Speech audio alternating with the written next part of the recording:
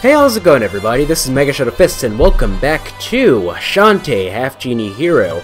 And when we last left off, this game is really loud, jeez. When we last left off, we had just entered a little dungeon, if you will, in the desert area of the Quo, the Quay, the Quivery all at the same time, if you will. So let's go from slot 3 and go to... Oh, before we begin, actually, so we're 21% complete. I'm not quite sure how much, if that's, like, including...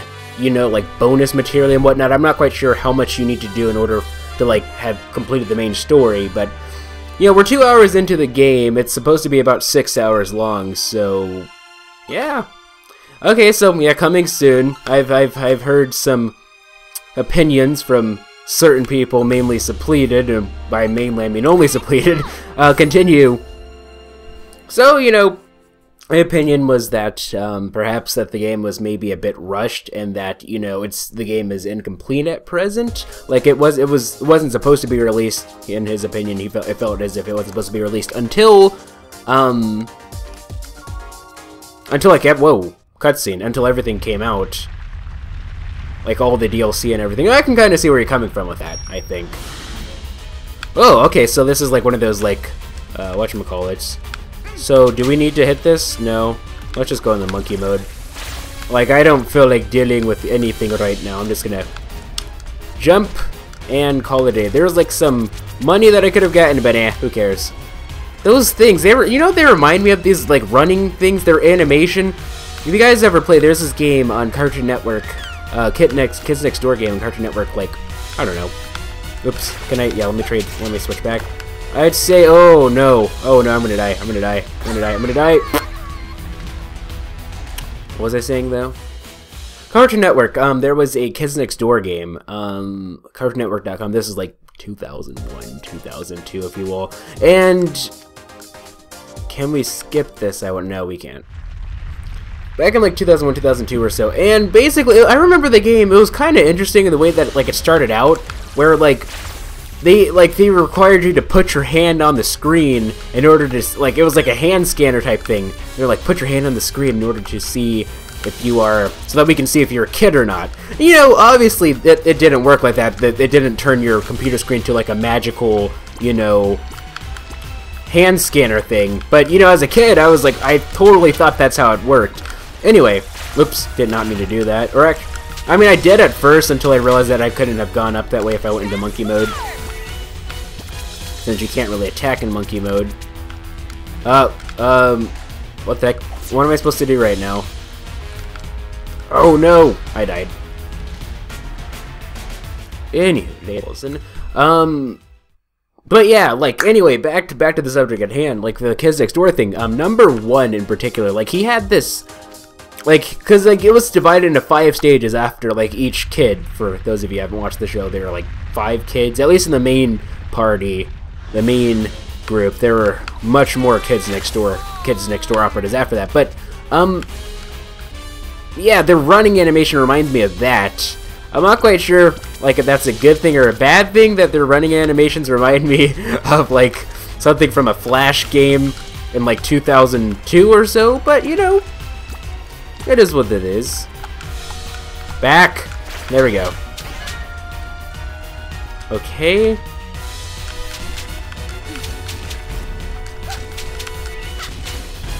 Okay, so now I can go into monkey mode, I guess, and then continue climbing. I think I can just keep going up, I guess. Okay, I totally got it. No! Hold on. Let me eat an orange.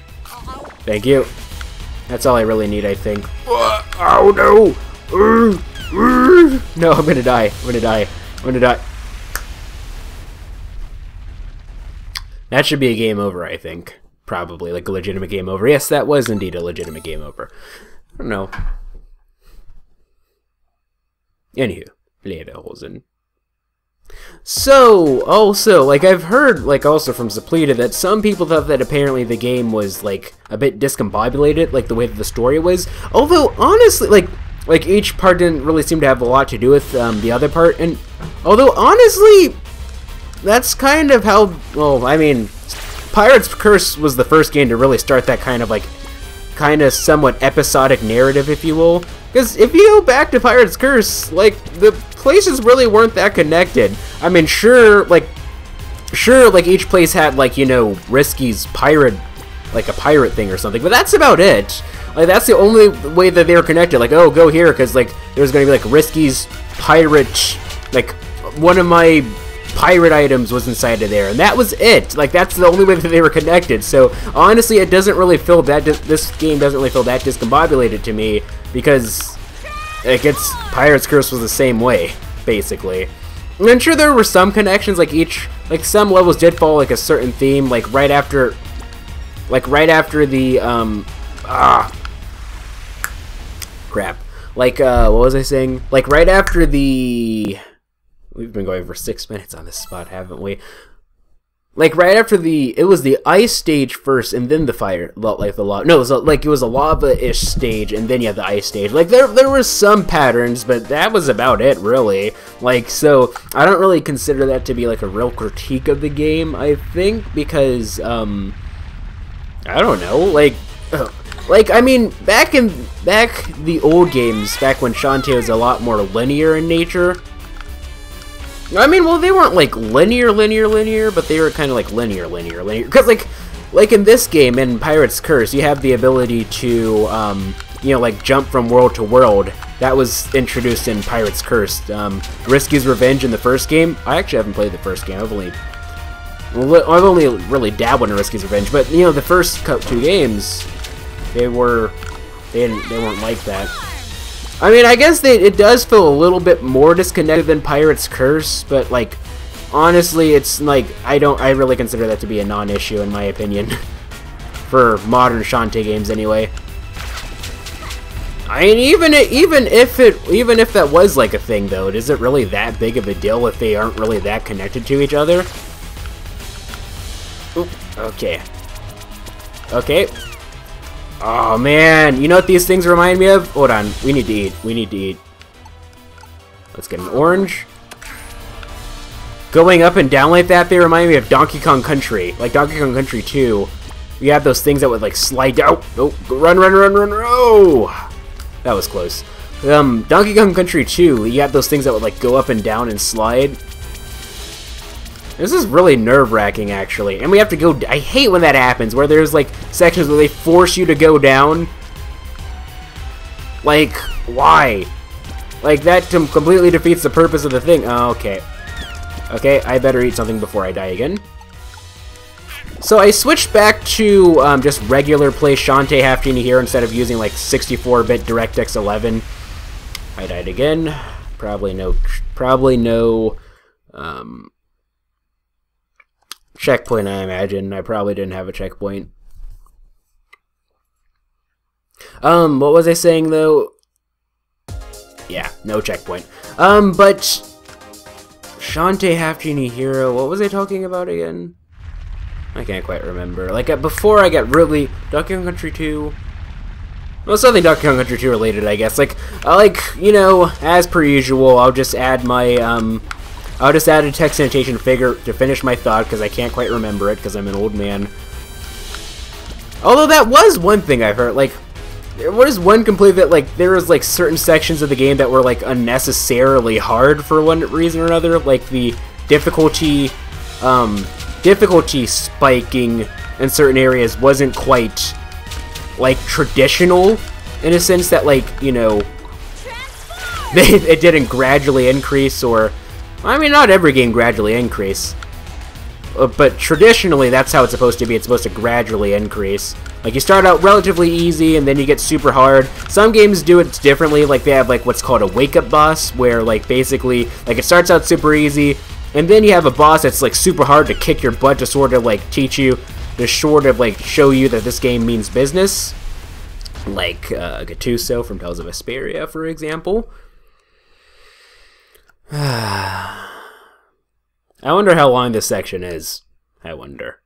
Like, to do it all in one section without any real checkpoints is kind of annoying, I think. Like, you know what it reminds me of? This reminds me of the final boss. Not the final boss, the final area in Pirate's Curse. There was, like, the section that kept giving me trouble. Although, at least in that spot, like, you know, you know, they actually gave you checkpoints and everything. This, not so much.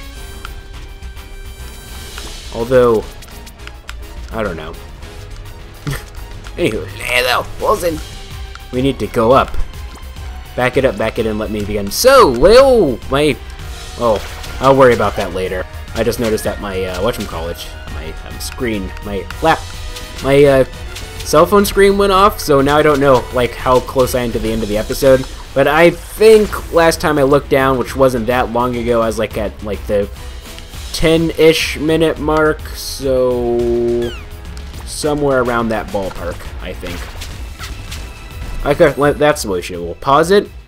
Oh, that's what I was talking about, DirectX 11 64-bit. So, because, like, the issue with that, okay, the issue with that, with the 64-bit DirectX 11, I've noticed, is that, like, basically, how do I put this?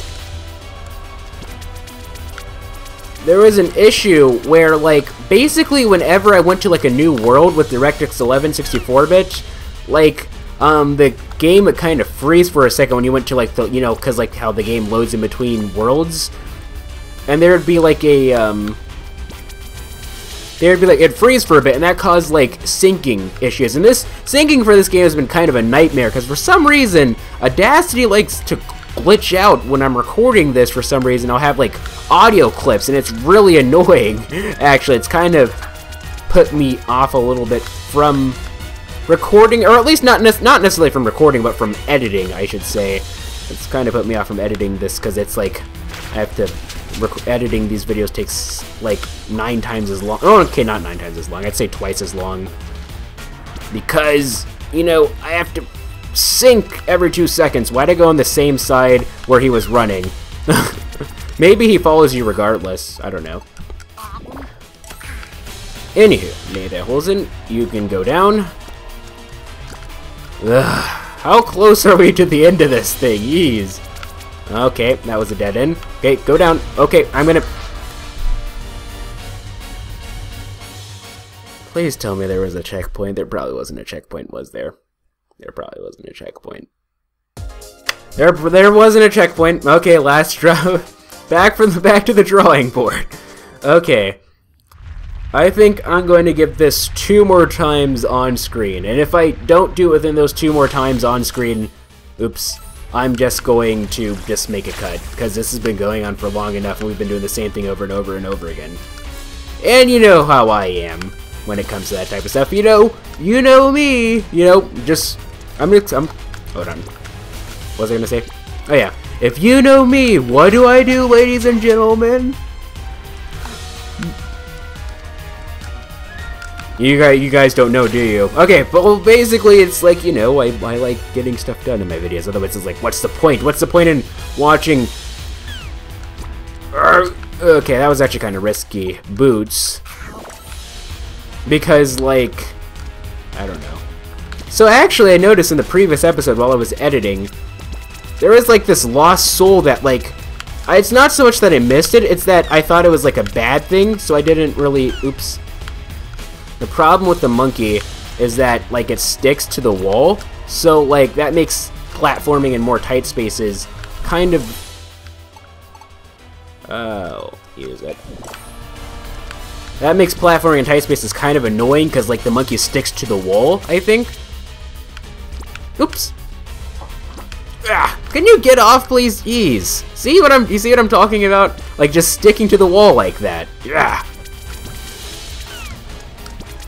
But yeah, those are just some things that I've noticed about the game so far. I'm still enjoying it. I still think it's fun. I still think from the little that we've got, the 6 hours that we got, it's still a very worthy entry into the Shantae series.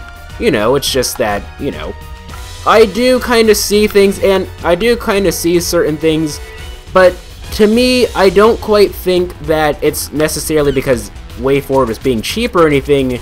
It's just that this game was funded by Kickstarter, and I just feel like, due to the nature of Kickstarter and everything, you know, let's see, how do I put this? Like, some people, especially because of games like Mighty Number 9, which honestly, having played the game, having been a backer, it's really not as bad as some people make it out to be. See, that's why I'm not doing the 64-bit DirectX 11 anymore, because, like, it doesn't do that freeze thing. And for the record, I'm pretty sure that's not really the game's fault. That's, like, my computer's fault. Because, like, some things you're gonna have to take with a grain of salt with this game. Because, like, it could, like, the issues could just as easily... I jumped way too early. I thought the timing was gonna be a lot quicker than that. The issue, some of these, like, issues that you see, these technical issues, might not necessarily be the game itself. It could be just that I'm recording on a low-grade laptop. Well, like, I'm playing on a low-grade laptop while also using something as intensive as Fraps, as resource-intensive as Fraps. Oop! I hit the A button just, like, a quarter second too... Honestly, I think I'm just gonna get a game over. Hopefully that doesn't cause me to, like, start the entire thing over again. I'm just gonna start, like, from this section, right? Right? I will say, though, that I can kind of see where people are coming from in the sense that, like, that area, all the areas are disconnected in the sense that there's no, like, what's different from this game and the Pirate's Curse, I think, is that, the Pirate's Curse, like, sure, like, the sections weren't really, like, connected with each other, but, I thought the timing was going to be quicker than that. I don't know why. Ret to go. But there was still, like, a story going on. In these sections, it doesn't seem like there's, like, very much story going on. Oh, too early. Oh! You know what I'm going to do? I'm just going to go into monkey mode and just completely avoid that altogether. Like, that's... I remember when I played Donkey Country 2, I would always just use Dixie, because... Like, that's just what I did because, you know, like, she could fly, so it kind of gave you, like, a safety net. Like, I think monkey mode is going to be like that for me. Okay, where am I? Oh, I jumped right into that. Stupid arches! What was I saying, though? There doesn't seem to be, like, a whole lot of story in these individual sections. Like, there are some issues, I think. And the thing is with Kickstarter games, it's kind of hard to tell, where things were cut in order to maintain the budget, and where things were like cut because people felt like being cheap. And like, that's the thing, like, it's very easy from a consumer's perspective, especially someone who's never, like, dabbled in any real, like, form of entertainment before. They've never made video games, they've never really had to make anything before. It's very easy to see things from, like, a very lopsided point of view and assume that, like, because when it comes to video games, when it comes to making videos, when it comes to anything, all you see is the finished product, right? All you as a consumer see is the finished product. You don't see the hours that go into making things. So, like, when something doesn't go up to your standards, it's very easy to just assume the worst rather than assuming that there's a reason for that. Because I've done Let's Plays and whatnot, I tend to be a lot less cynical than a lot of people tend to be for these types of things, because... Okay, that was bad. These types of things because... Oh, I have to start all over again. Because, you know, I understand, like, sometimes cuts have to be made. Like, because, like, think about it from a PR point of view. Imagine if you made a game, and you were working on the game, you got all this money, like, you got all these backer goals and everything, and you noticed about 3/4 into the development process, hey, it turns out we're not actually going to be able to do all the things that we want to do. We were a bit over-ambitious, which happens with a lot of Kickstarter works, I believe. I think that's just the nature of the game, the nature of the people who... It tends to attract those types of people. Because, like, you know, freedom comes at a cost. That's for anything, really. And so, you know, like, it's, like, so... Sometimes cuts have to be made. Like, from a PR perspective, if you get 3/4 in, you're like, oh, hey, well, you know, turns out we weren't, like, you remember all this stuff that we made at the beginning? All those promises we made at the beginning? Turns out we weren't very smart with how we developed our game. We weren't very business savvy. We weren't very good businessmen with how we pitched our game, and we're going to need more money. From a business perspective, that's probably not the best way to do things, so some people just decide to make cuts in certain ways and give people the best quality product that they can. I think that's what happened in this case, I think, because, like, you know, the game does feel very Kickstarter-ish in certain issues. However, it's still a fun game in my opinion. That's just what I'm going to say about it. I think that, you know, if you shouldn't just outright dismiss the game. You should, like, just look at all the reviews for it. Like, oh, it's like overwhelmingly positive on Steam. From what we got, it's still a good game. It's just there are some issues with it, and that's fine, I think. That's all I have to say about that, really. Anyway, I'll see you guys in the next episode.